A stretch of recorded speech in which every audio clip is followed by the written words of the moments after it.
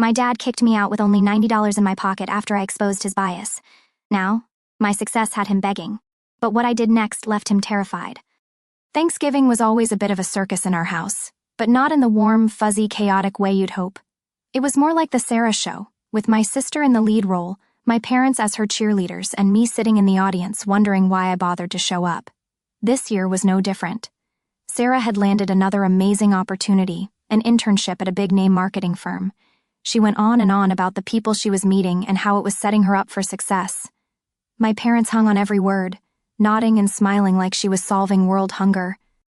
Then came the inevitable moment. "Alex," Mom said, fixing me with that look she always gave me when Sarah was around. "You should really be inspired by your sister.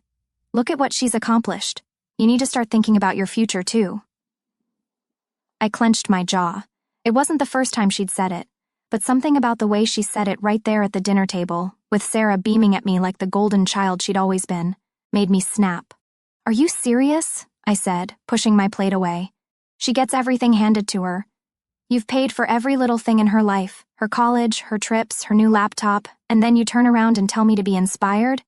What am I supposed to do, pull myself up by my bootstraps while you keep throwing money at her?" The dining room plunged into a heavy silence, the kind that presses against your chest and makes every breath feel deliberate. My father set his fork down with a deliberate clink, his face a mask I couldn't decipher at first, a mix of frustration maybe, or something colder, more resolute. Without a word, he reached for his wallet, his movements sharp and mechanical, as if he'd rehearsed this moment.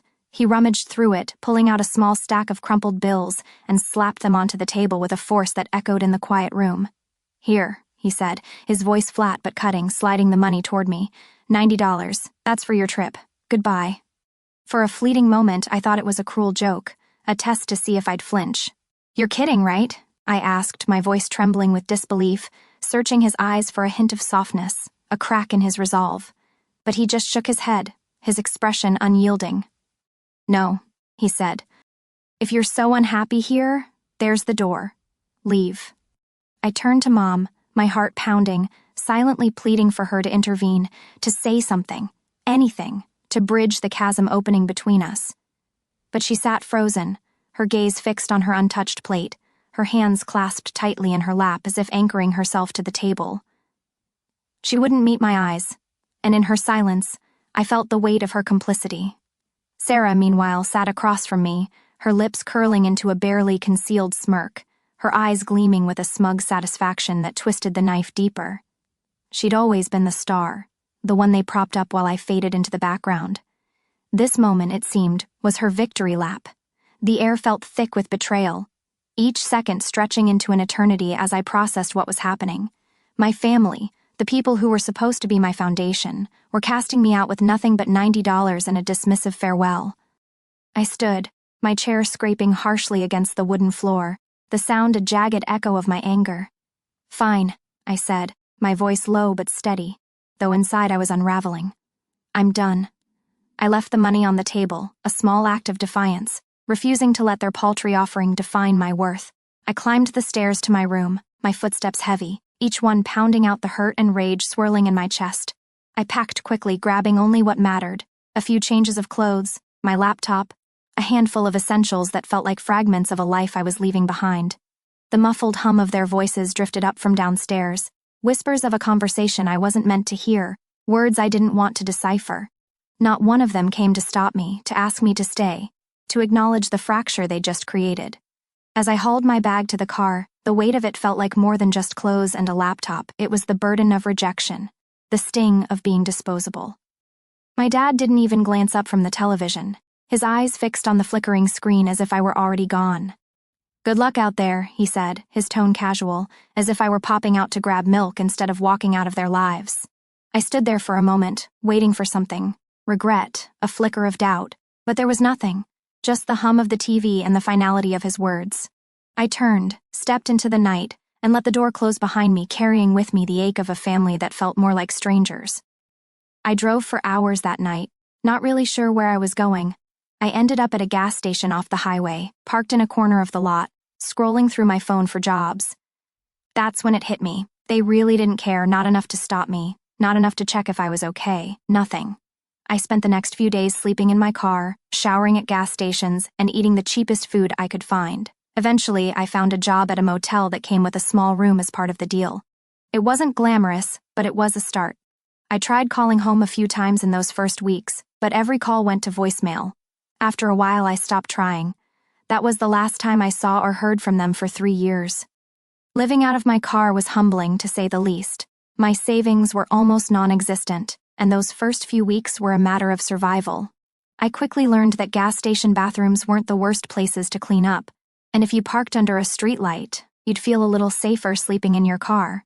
I also learned to stretch $10 for days. Ramen, bananas, and peanut butter were my staples. The motel job saved me. It wasn't glamorous, but they let me clean rooms for a small paycheck and a place to stay. The room was tiny and smelled of mold, but it had a bed, a shower, and a lock on the door. For the first time in weeks, I didn't feel like a hobo. I worked long hours cleaning up other people's messes, but at night, I scrolled through online job boards. I told myself it was temporary. I wasn't going to spend my life scrubbing toilets and making beds. One day, while cleaning a guest room, I noticed a flyer for a local hardware store. They were looking for a stock clerk. I called the number on my lunch break, and 2 days later, I was hired. The hardware store job paid better, and they didn't look at me like I was a charity case. My boss, Pete, was a gruff but fair guy who didn't care about my past or why I looked like I hadn't slept in months. He just wanted someone who could move boxes and show up on time. I worked there for almost a year. During that time, I learned everything I could about the products we sold: tools, cleaning supplies, housewares. I started to see patterns in what customers bought and how the store operated. It fascinated me. Pete noticed too. One day, he pulled me aside and said, "You're a hard worker, Alex. Have you ever thought about moving up? We could use someone on the sales floor who really knows their stuff." That was my first promotion. It wasn't much, a bump in pay and the chance to talk to customers instead of just unloading trucks, but it made me feel like I was finally getting somewhere.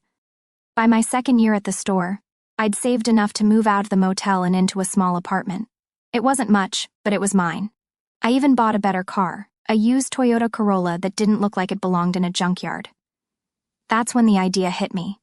I'd spent so much time at the hardware store that I'd started to notice gaps in the market, products customers wanted that we didn't carry, or items that could be improved. What if I started my own company? It was a crazy thought, but once it took root, I couldn't shake it. I started small, selling household items online. I'd buy things wholesale, mark them up, and ship them myself. It wasn't glamorous, but it worked. Slowly but surely, my online store grew. By the time I hit 3 years on my own, I'd gone from barely scraping by to making enough to buy a small house. It wasn't a mansion, but it was mine. I didn't think much about my family during those years. Every now and then I wondered if they'd even noticed I was gone, but I never reached out to them again. I figured they were busy doting on Sarah, as usual. Then, one day, my phone rang. I didn't recognize the number, but something told me to answer it. "Hello?" I said. There was a pause, and then a voice I hadn't heard in 3 years. "Alex, it's Dad." For a moment, I thought I must have misheard him. It was strange to hear his voice after so long. He sounded older, more tired. "I know it's been a while," he said, "but I need to talk to you. It's about Sarah." I remained silent, not sure what to say. He took that as permission to continue. "She's in trouble," he said. "Financial trouble. She borrowed money to buy a new car, one of those luxury ones, and now she can't make the payments. If she doesn't come up with the money soon, they're going to repossess it, and everything she's paid so far will be gone." I let his words hang in the air for a moment. "So?" I finally said. "She needs $20,000 to pay off the loan," he said, his voice almost pleading. "We don't have that kind of money right now, and well, we heard you were doing well for yourself. Can you help her out?" I didn't answer. I just said, "I'll think about it," and hung up. Sitting there in my office, surrounded by the success I had built from nothing, I couldn't help but laugh. After 3 years of silence, they were only calling because they wanted something from me. But the strange thing, I didn't feel angry, I just felt done. After that phone call, I couldn't get it out of my mind. Not because I felt bad for Sarah. She made her choices, but because of how surreal it was. 3 years of nothing, and the first time I hear from them, they're asking for $20,000. It wasn't even a casual check-in or an apology, just straight to the point. For a few days, I debated what to do. Part of me wanted to ignore them, let them deal with the mess they'd made. But another part of me, the part that remembered how much it sucked to feel abandoned, thought maybe I should at least hear them out in person. So I decided to go. When I pulled up to the house in my car, a shiny black BMW I bought a few months earlier, it was like stepping into a time machine. The house hadn't changed a bit, the same chipped paint, the same overgrown lawn, even the same rusted basketball hoop hanging over the garage. I parked in the driveway, and as I climbed out, I saw the curtains in the living room move. Someone was looking out. When I got to the door, my mom opened it. "Alex," she said, like she wasn't sure it was really me. "Hi, Mom." She stepped aside to let me in, and for a moment we just stood awkwardly in the living room. The walls were still covered with family photos, most of them of Sarah. My dad was sitting on the couch, and when he saw me, he stood up. "Hey, Alex," he said, nodding as if we had just met last week. "Hi, Dad." Then Sarah came in. She looked different, still polished and put together, but there was something in her eyes that hadn't been there before, a kind of tension, like she wasn't used to being in a vulnerable position. "Alex," she said, smiling like we were best friends. She came over and hugged me. I didn't hug her back. We all sat down in the living room, and for a few minutes no one said anything. Finally, my dad cleared his throat. "Well," he began, "we're glad you came. We weren't sure you would." I didn't say anything, just waited. "Look," he continued, "we explained everything on the phone, but to put it simply, Sarah's in trouble. She needs $20,000 to pay off her car loan. If she doesn't pay soon, the bank is going to repossess it, and all the money she's put into it so far will be wasted." "It's not just the car," Sarah added. "If they take it, I'll lose my job. I need the car for work." "Right," I said. "And you're asking me to help?" They both nodded. "Okay," I said. They looked stunned, as if they couldn't believe I would agree so easily. "You'll help?" Sarah asked, her voice almost hopeful. "Yes," I said. "I will help. But first I need to say a few things." The room fell silent again. "You kicked me out," I said, looking directly at my father. "You gave me $90 and told me to leave. Do you have any idea what that was like? I slept in my car. I showered at gas stations. I worked jobs nobody else wanted just to survive. And not once, did any of you call or check up on me. Now, 3 years later, the first time I hear from you, it's because you want money. Do you realize how messed up that is?" No one said a word. Sarah looked down at her hands. My dad shifted uncomfortably. "But you know what?" I continued. "I'm going to help you. Not because you deserve it, but because I don't want to be like you. I don't want to turn my back on people when they're struggling, even if they did it to me." Sarah started to say something, but I held up a hand to stop her. "This is the last time," I said. "After this, we're done. I won't be your safety net. I've moved on, and I don't want anything to do with you after this." They didn't try to argue. Maybe they knew I wasn't bluffing. I stood up, pulled out my phone, and transferred the money right there. "It's done," I said, putting the phone back in my pocket. "Good luck." And with that, I walked out the door. As I got into my car, I saw them watching me through the window. I could see the relief on Sarah's face, the guilt on my dad's, and the conflicted look on my mom's. But I felt nothing. As I drove away from that house for the second time, I knew it was different this time. There was no anger, no bitterness, just closure. A week after I left their lives, I felt lighter. True to my word, I hadn't looked back. Helping them was the last chapter in a book I was ready to close. I threw myself back into my work and didn't think much about them. Then, one night, as I was leaving my office, I found a thick envelope under the windshield wiper of my car. There was no return address, just my name scrawled on the front. I looked around, but the parking lot was empty. Curious, I slid into the driver's seat, opened the envelope, and pulled out a handwritten letter. It was from Sarah. "Alex," it began, "I know this may not mean much to you now, but I have to tell you the truth." The letter was long, and as I read it, my chest tightened. She admitted that she had known about Dad kicking me out before it happened. She had overheard him talking to Mom about me and had kept quiet. She even admitted that she liked the idea of me leaving because it meant I wouldn't be around to challenge her perfect child status. "I was selfish," she wrote. "I thought if you were gone, I'd finally be enough for them. But I was wrong. They didn't idolize me because I was special. They idolized me because I made them feel good about themselves. The truth is, I've been miserable for years, trying to live up to an image they created for me, and when I couldn't keep up, I borrowed money to keep pretending." She explained that the car loan wasn't just for work. It was a desperate attempt to maintain the lifestyle they expected of her. The pressure had finally caught up with her. But the part that hit me hardest was near the end. I used to think you were the unlucky one, she wrote, but now I see it differently. You got out. You built something for yourself. You're free in a way that I'll never be. I envy you, Alex, and I'm sorry for everything. Not just for what I did, but for who I was. The letter ended with her phone number and a simple request. If you ever want to talk, I'm here. I know I don't deserve it, but I hope one day you can forgive me. I sat there for a long time, staring at the letter. I wasn't sure what to feel. Sarah had always been the golden child, the one who could do no wrong. I'd spent years resenting her for that. But now, for the first time, I saw her as human, flawed, struggling, and trapped in the same toxic dynamic I'd escaped. I thought about crumpling up the letter, throwing it away, and moving on, but something stopped me. Instead, I folded it neatly, put it back in the envelope, and drove home. I didn't call her that night. I wasn't ready. But for the first time in years, I thought maybe, just maybe, I might be. 2 months passed after I received Sarah's letter. I didn't answer, not because I didn't care, but because I didn't know what to say. The version of Sarah I knew, the perfect, untouchable favorite, was hard to reconcile with the person who'd written those words. Then, out of the blue, she called me.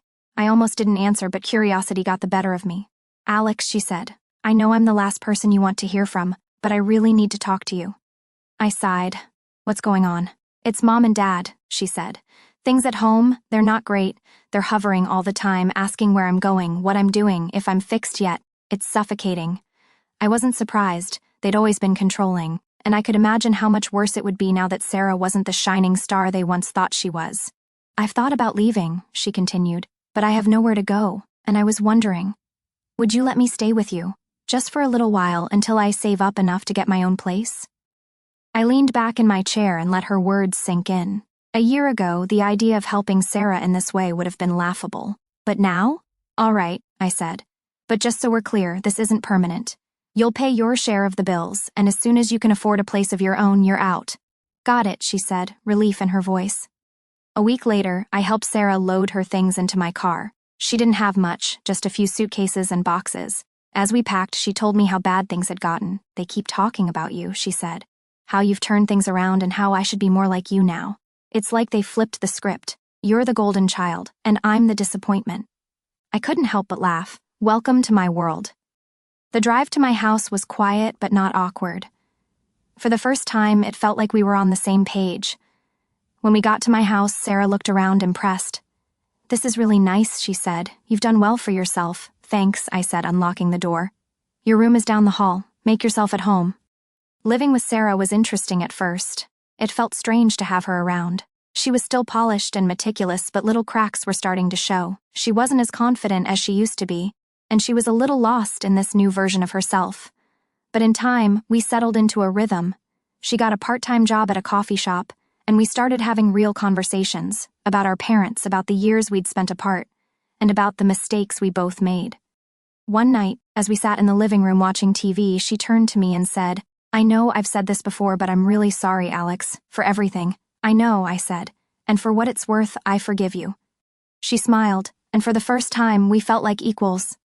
A few months later, Sarah had saved enough to move into her own place. When the day came for her to leave, I helped her pack again, just as I'd helped her move in. As we loaded the last box into her car, she turned to me. Thank you, Alex, for giving me a chance to figure things out. I don't know where I'd be without you. I shrugged. You would have figured it out. You're tougher than you think. She hugged me, and this time I hugged her back. As I watched her drive away, I felt something I hadn't felt in years, peace. We had both come a long way, and for the first time I wasn't angry or resentful. We weren't perfect, but we were family, and somehow that was enough.